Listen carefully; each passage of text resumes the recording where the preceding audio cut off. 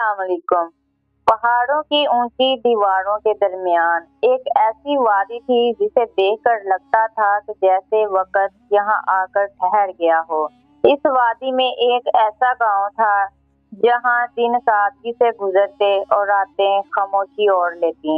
اس گاؤں میں دو بہنیں تھیں جن کا نام فاطمہ اور زینیہ تھا، جن کے مزاج ایک دوسرے سے مختلف لیکن دل ایک ہی ڈور سے بندھے ہوئے تھے۔ ان کے گاؤں کے پاس ایک پراسرار جنگل تھا۔ ایک دن کھیلتے کھیلتے وہ جنگل میں داخل ہو گئیں۔ جنگل میں داخل ہوتے ہی جنگل کی فضا بدل گئی۔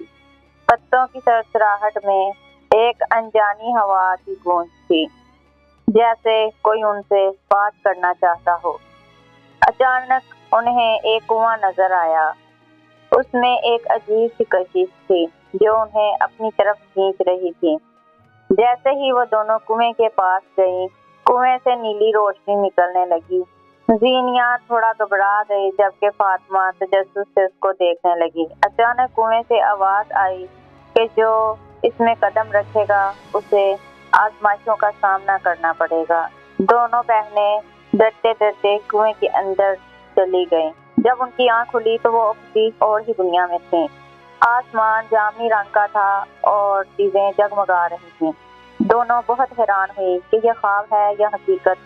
اچانک انہیں پھر سے وہی آواز سنائی دی کہ اندھیروں کا بادشاہ دونوں دنیا پر قبضہ کرنا چاہتا ہے۔ وہ طاقت سے نہیں بلکہ انسانوں کے دلوں میں چھپے خوف اور غرور سے طاقت حاصل کرتا ہے۔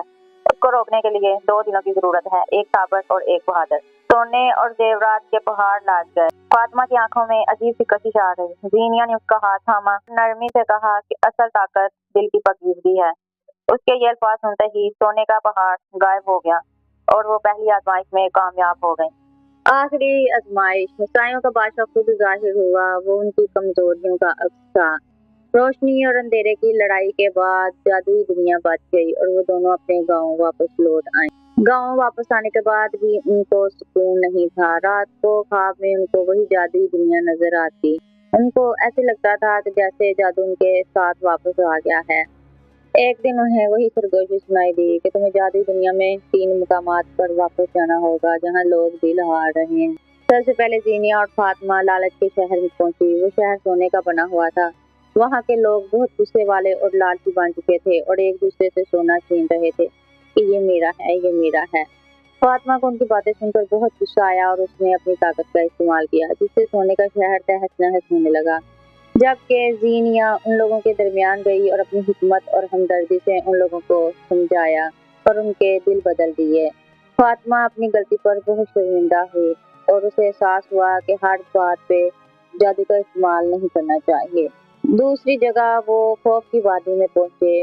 وہاں کے لوگ بہت خوف زدہ رہتے تھے جس سے سایوں کے بادشاہ کو بہت طاقت ملتی تھی۔ زینیہ نے انہیں سمجھایا کہ اپنی کمزوریوں کو مان لینا خوف نہیں بلکہ طاقت ہے۔ ان لوگوں کو یہ بات سمجھ آ گئی۔ سایوں کا بادشاہ مزید کمزور ہو گیا۔ ان کا آخری مقام حقیقت کا آئینہ تھا۔ جب وہ حقیقت کے آئینے کے سامنے پہنچے تو فاطمہ کو اپنے اندر غرور کا سامنا کرنا پڑا جبکہ زینیہ کو خود کو بھول جانے کی عادت کا۔ جب دونوں نے اپنے خوف کو قربان کیا تو سایوں کا بادشاہ خود بخود مٹ گیا۔ جادوئی دنیا خوش ہو گئی۔ جادوئی دنیا کو سکون ملا اور ان کے کانوں میں سرگوشی سنائی دی، طاقت کا مطلب حکومت نہیں بلکہ ذمہ داری ہوتا ہے۔ اور فاطمہ اور زینیہ جادو کے بغیر اپنے گاؤں واپس لوٹ آئیں کیونکہ وہ جادو کے بغیر بھی فرق پیدا کر سکتی تھیں۔ انہوں نے سیکھ لیا تھا کہ اصل جادو انسان کے اندر ہوتا ہے اور جو اپنے اندر کی روشنی کو پہچان لیتا ہے وہ ہر اندھیرے کو شکست دے سکتا ہے۔ اگر آپ کو ہماری ویڈیوز اچھی لگتی ہیں تو ہمیں زیادہ سے زیادہ لائک اور شیئر کریں اور ہمارے چینل کو سبسکرائب ضرور کریں۔